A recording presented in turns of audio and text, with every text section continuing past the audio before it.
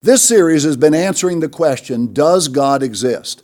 We have already examined many scientific facts, quotes, and stunning evidence from the natural world that proves a master creator designed all we see around us. But there is more to learn. Part 4 looks more closely at how true science in no way disproves God. We will also see how evolutionists get away with presenting their theories as established fact, along with the changing scenarios scientists use to explain how life came to be. Watch to the end.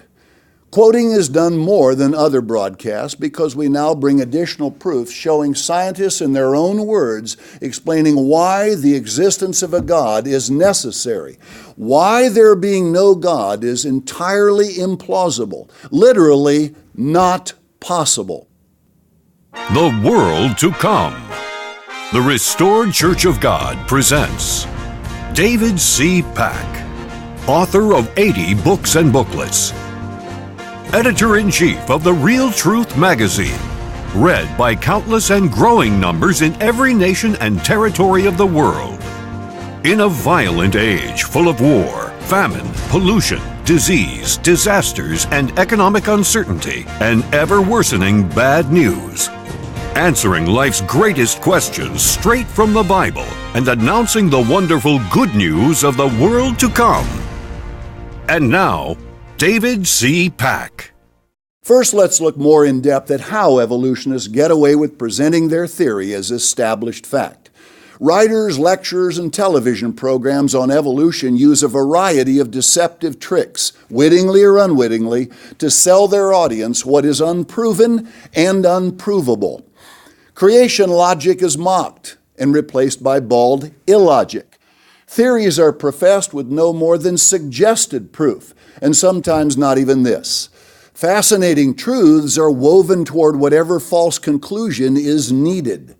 Important history and figures are used to support mere conjecture. Powerful music sometimes stirs emotions to glorious heights of association with supposed truth. Compelling language is used and scripting of outcome to sell nonsensical drivel. Poetic rhythm is often employed, with utter gibberish repeated over and over until the viewer or reader has almost no choice but to collapse and accept pure fiction as fact.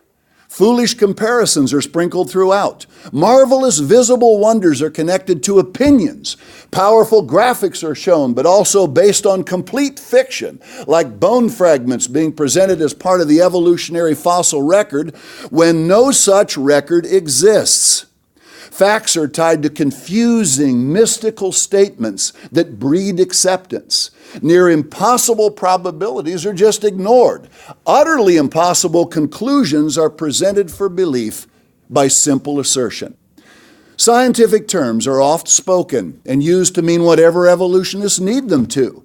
Misleading anti-Bible statements are used, such as matter obeyed commands we could discover, laws the Bible hadn't mentioned.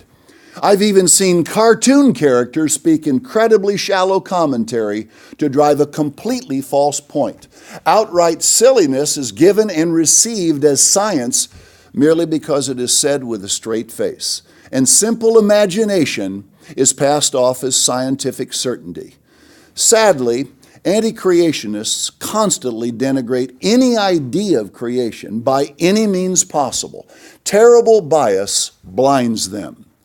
However sincere, scientists who were taught to reject the Creator's revealed instruction book present far-fetched theories about the beginning of all things. A quote describes how all humans, animals, and plants supposedly sprang from nothing. If you compress all the time since the Big Bang, the explosive birth of the universe, into a single Earth year, 1 billion years is about 1 month of that year. What was happening on Earth 1 billion years ago?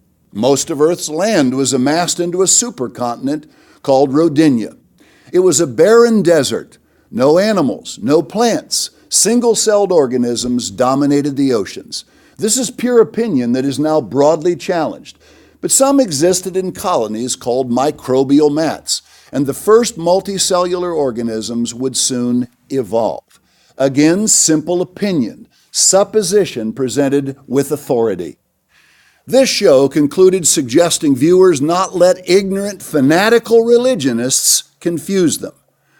We continue. Have scientists known sin? Of course. We have misused science, just as we have every other tool at our disposal. The leap of logic begins here, and that's why we can't afford to leave it in the hands of a powerful few, unless they're scientists. The more science belongs to all of us, the less likely it is to be misused, meaning by religionists. These values undermine the appeals of fanaticism and ignorance. And, after all, the universe is mostly dark, guided by islands of light. Learning the age of the earth or the distance to the stars, or how life evolves, because it matters what's true, and our imagination is nothing compared to nature's awesome reality. I want to know what lies beyond the cosmic horizon and how life began. But the great God tells us. We've begun to learn the story of our origins, star stuff, contemplating the evolution of matter. But you have seen matter cannot evolve, that this is impossible. Tracing that long path by which it arrived at consciousness, we and the other living things on this planet carry a legacy of cosmic evolution spanning billions of years. If we come to know and love nature as it really is, then we will surely be remembered by our descendants as good, strong links in the chain of life. Obviously very sincere, but just as sincerely wrong. Millions are now embarrassed to admit belief in God, but especially the Genesis creation account. Yet scenarios of how life supposedly began continue to change. This is from a book review. Most people learn some version of the primordial soup theory, which posits that Earth's early oceans contained enough organic chemicals to form spontaneously some kind of primitive self-replicator. But biology has moved on, and Mr. Lane, the author, gives a convincing account, based on basic chemical principles, of why this theory is almost certainly wrong. There is simply not enough energy available in such a system to produce complicated chemicals at anything like the required rate. Mr. Lane's preferred idea is that life got its start in warm vents at the bottom of the ocean, in which hot, mineral-infused water wells up from beneath the seafloor. As the water cools, the minerals precipitate out, forming intricate, honeycombed structures. These tiny mineral chambers provided an early version of the modern cell wall. You can just hear the music in the background of this classic opinion given as fact. They kept the chemistry inside the cell different from that outside. Who says? That, in turn, allowed the formation of a strong voltage gradient across their boundaries. The opinion necessarily must grow. Those gradients were the forerunners of the voltage differences that enable modern cells to manufacture the thousands of chemicals they need to function. What? And which therefore provide the vital spark for every living thing on the planet. Let's return to examining the incredible complexity of life on Earth. In Part 3, we saw the intricacy of the human eye. And the more mankind learns about how the human body functions, we must ask, how could it possibly have just evolved? The very nose on your face brings this question smashing into it. How is it that your nose can smell one or more odors or fragrances and know within a split second what they are? Let's understand the human sense of smell. How does a nose, bombarded with odors that arrive in different amounts and combinations, consistently identify each aroma? It can essentially be broken down into a predictable mathematical pattern. Odors arrive in small packets, tiny bouquets of molecules that are inhaled. Receptor cells inside the nose respond by producing a series of electrical spikes, which are communicated to the olfactory bulb in the brain, where the smell is decoded. It's like Morse code, said a professor of neurobiology, supervisor of a recent study about the olfactory system, that is the first to document the coding is linear. The pattern and spacing of the clicks make different letters. The pattern of the electrical spikes translates to specific smells. But significantly, When the smell is repeated in the same dose, the pattern remains the same. And when the odor varies in duration, the neuron's electrical response changes proportionately. In other words, the response is orderly and predictable rather than chaotic and irregular. And dumb evolution did this? Dr. Wernher von Braun, recall he was the father of the American space program, saw that complexity of design throughout nature and the universe pointed to a great designer. Consider this extensive insight. For me, the idea of a creation is not conceivable without invoking the necessity of design. One cannot be exposed to the law and order of the universe without concluding that there must be design and purpose behind it all. In the world around us, we can behold the obvious manifestations of an ordered, structured plan or design. We can see the will of the species to live and propagate, and we are humbled by the powerful forces at work on a galactic scale and the purposeful orderliness of nature that endows a tiny and ungainly seed with the ability to develop into a beautiful flower. The better we understand the intricacies of the universe and all it harbors, the more reason we have found to marvel at the inherent design upon which it is based. While the admission of a design for the universe ultimately raises the question of a designer, a subject outside science, the scientific method does not allow us to exclude data which lead to the conclusion that the universe, life, and man are based on design. To be forced to believe only one conclusion, that everything in the universe happened by chance, would violate the very objectivity of science itself. Certainly there are those who argue the universe evolved out of a random process.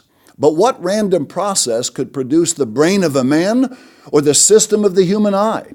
Some people say that science has been unable to prove the existence of a designer. They admit that many of the miracles in the world around us are hard to understand, and they do not deny that the universe is indeed a far more wondrous thing than the creation medieval man could perceive. But they still maintain that since science has provided us with so many answers, the day will soon arrive when we will be able to understand even the creation of the fundamental laws of nature without a divine intent. They challenge science to prove the existence of God. But must we really light a candle to see the sun? Many men who are intelligent and of good faith say they cannot visualize a designer. Well, can a physicist visualize an electron? The electron is materially inconceivable, and yet it is so perfectly known through its effects that we use it to illuminate our cities, guide our airliners through the night skies, and take the most accurate measurements. What strange rationale makes some physicists accept the inconceivable electron as real while refusing to accept the reality of a designer on the ground that they cannot conceive him? I have discussed the aspect of a designer at some length because it might be that the primary resistance to acknowledging the case for design as a viable scientific alternative to the current case for chance lies in the inconceivability in some scientists' minds of a designer. We in NASA were often asked what the real reason was for the amazing string of successes we had with Apollo flights to the moon. I think the only honest answer we could give was that we tried to never overlook anything. It is in the same sense of scientific honesty that I endorse the presentation of alternative theories for the origin of the universe, life, and man in the science classroom. It would be an error to overlook the possibility that the universe was planned rather than happening by chance. End of quote. While this series has made plain that planning is far more than a possibility, one could wish for more such honest science. In fact, most scientists do not want you reading these kinds of other scientists. The World to Come program will return after this brief message. Be sure to regularly view The World to Come. It is unlike anything you've seen before. The subject of this broadcast is only one of the many biblical topics that are misunderstood and misinterpreted by modern Christianity. The law of God, the origin of traditional holidays, salvation, heaven, hell, and the purpose of the family, the Sabbath, real faith, proper baptism, true conversion, financial laws, and numerous others are covered on this program. On The World to Come, you will hear the plain truth of these subjects and many more. You will also hear world news examined in the light of Bible prophecy, its biggest elements made easy to understand. Tune in for every broadcast. And now, back to David C. Pack. The next quote is beyond fascinating. The longest quote in the whole series, it comes from a Time magazine article, Why Science Does Not Disprove God, and shows more evidence God's existence in no way conflicts with science. It begins, a number of recent books and articles would have you believe that somehow science has now disproved the existence of God. We know so much about how the universe works, their authors claim, that God is simply unnecessary. We can explain all the workings of the universe without the need for a creator. And indeed, science has brought us an immense amount of understanding. But does this vast knowledge base disprove the existence of some kind of pre-existent outside force that may have launched our universe on its way? Science is an amazing, wonderful undertaking. It teaches us about life, the world, and the universe, but it has not revealed why the universe came into existence, nor what preceded its birth in the Big Bang. Biological evolution has not brought us the slightest understanding of how the first living organisms emerged from inanimate matter on this planet, and how the advanced eukaryotic cells, the highly structured building blocks of advanced life forms, ever emerged from simpler organisms. Neither does it explain one of the greatest mysteries of science. How did consciousness arise in living things? What is it that allows humans to understand the mysteries of biology, physics, mathematics, engineering, and medicine? And what enables us to create great works of art, music, architecture, and literature? Science is nowhere near explaining these deep mysteries. We will send you a free booklet answering these questions. Titled, What Science Will Never Discover About Your Mind, it addresses every question you have about why you have a mind that can think and create, and animals merely have brains that function on instinct. We continue the quote. But much more important than these conundrums is the persistent question of the fine-tuning of the parameters of the universe. Why is our universe so precisely tailor-made for the emergence of life? This question has never been answered satisfactorily. The deeper we delve into the mysteries of physics and cosmology, the more the universe appears to be intricate and incredibly complex. To explain the quantum mechanical behavior of even one tiny particle requires pages and pages of extremely advanced mathematics. Why are even the tiniest particles of matter so unbelievably complicated? It appears that there is a vast hidden wisdom or structure or knotty blueprint for even the most simple-looking element of nature. And the situation becomes much more daunting as we expand our view to the entire cosmos. The next section is even more fascinating. Follow it carefully. We know that 13.7 billion years ago, a gargantuan burst of energy, whose nature and source are completely unknown to us and not in the least understood by science, initiated the creation of our universe. Then suddenly, as if by magic, the God particle, the Higgs boson, discovered 2 years ago, came into being and miraculously gave the universe its mass. Why did this happen? The mass constituted elementary particles, the quarks and the electron, whose weights and electrical charges had to fall within immeasurably tight bounds for what would happen next.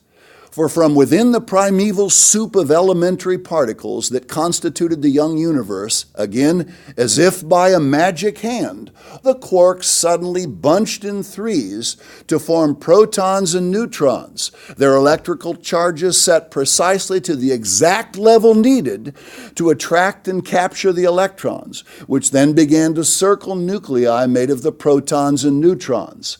All of the masses, charges, and forces of interaction in the universe had to be in just the precisely needed amount so that early light atoms could form. Eventually, the highly complicated double helix molecule, the life-propagating DNA, would be formed. Are you grasping all of this? Why did everything we need to exist come into being? How was all of this possible without some latent outside power to orchestrate the precise dance of elementary particles required for the creation of all the essentials of life? The great British mathematician Roger Penrose has calculated, based on only one of the hundreds of parameters of the physical universe, that the probability of the emergence of a life-giving cosmos was, get this, 1 divided by 10 raised to the power of 10 and again raised to the power of 123. This is a number as close to 0 as anyone has ever imagined.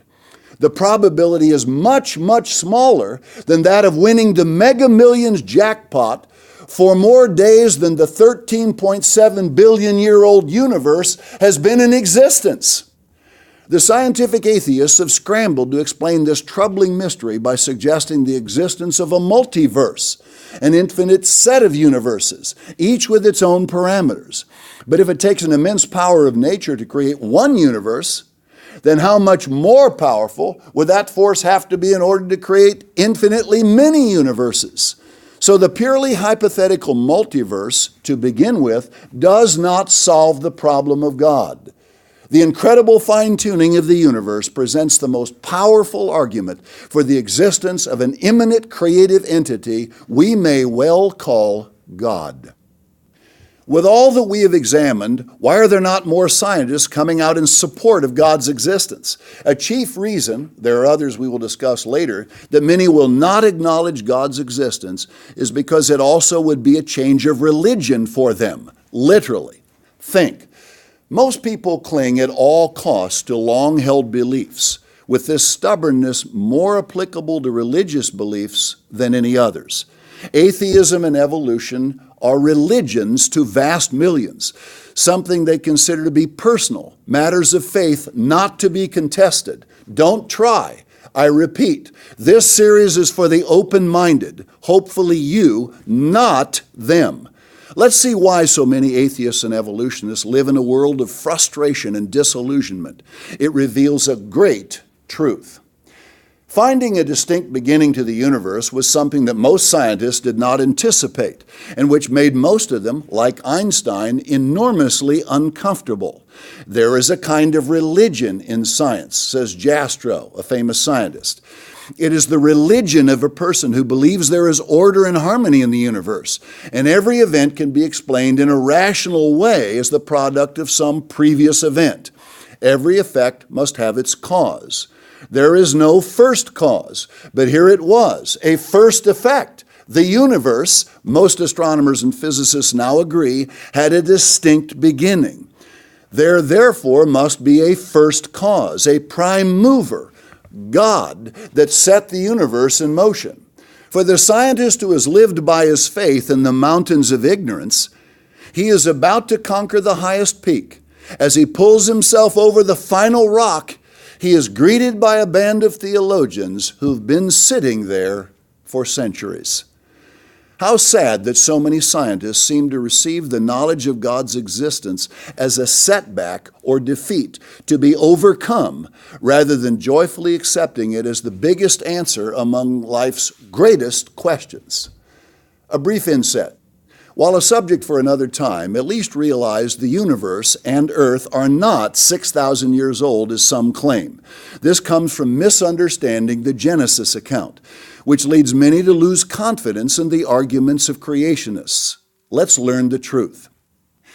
In the beginning, God created the heaven and the earth was without form and void, and darkness was upon the face of the deep, and the Spirit of God moved upon the face of the waters. Verse 1 describes when God created everything. It is straightforward, and nearly all translations render it the same. The true God is a perfect being. He always creates for a purpose. Consider his description of when the heavens and earth were created. Thus says the Lord that created the heavens, God himself that formed the earth and made it. He has established it. He created it not in vain. He formed it to be inhabited. The Hebrew for vain means a desolation, desert, a worthless thing without form, nothing, waste, or wilderness. The heavens and earth were created for immediate habitation, obviously not a worthless thing without form. Most never hear how the pre-Adamic world was populated by giant prehistoric creatures. This was a time of prehistory, as far as man is concerned. Men were created later, after the time Satan ruled the earth as Lucifer with his 1/3 of the angels, now demons. Men came after the time of their rebellion. Dinosaurs of all kinds, as well as animals like giant reptiles, inhabited earth. Now Genesis 1:2. Without form comes from tohu, the same as vain in Isaiah 45:18. Void comes from bohu, meaning a vacuity, a total emptiness of matter, a vacuum, an undistinguishable ruin. This is exactly what God said He did not create. He is not the author of confusion, rather doing everything decently and in order. The Hebrew haya makes this crystal clear. Incorrectly translated was in Genesis 1:2, a proper rendering is became or came to be. So the most accurate translation of verse 2 is, the earth became desolate, a worthless thing and an undistinguishable ruin. Let's summarize. Genesis 1:1 describes God creating the entire universe. Satan's rebellion occurred at some point between verses 1 and 2. Because they had failed to overthrow their creator, the devil and his demons, like spoiled children who could not get their own way, wrecked the face of the earth. Earthquakes and volcanoes shattered the planet, causing geological mayhem. Poisonous gases filled the atmosphere, choking everything that breathed and shutting out sunlight. Oceans overflowed Earth's surface until the whole planet was covered with water. All life, dinosaurs, plants, insects, and other creatures, was destroyed. Verses 1 and 2 describe vastly different times and events. Verse 2 describes Earth's recreation. Young Earth creationists correctly date this to about 6,000 years ago, but Earth has existed for billions of years. Only very recently did God recreate it for the first human beings, Adam and Eve. Not human interpretation, this is the Bible interpreting itself, which is one of the 12 great rules of Bible study. When one lets the Bible tell him what the Bible means and properly uses scientific data, the truth of creation is not only understood, but awe-inspiring. Now, don't miss the concluding part 5. Until next time, this is David Seapack saying goodbye, friends. This program was made available by Restored Church of God members and donors from around the globe. Explore our vast library of literature and other World to Come programs, which are all made available free of charge.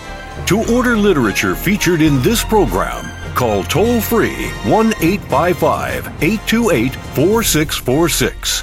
That number again, 1-855-828-4646.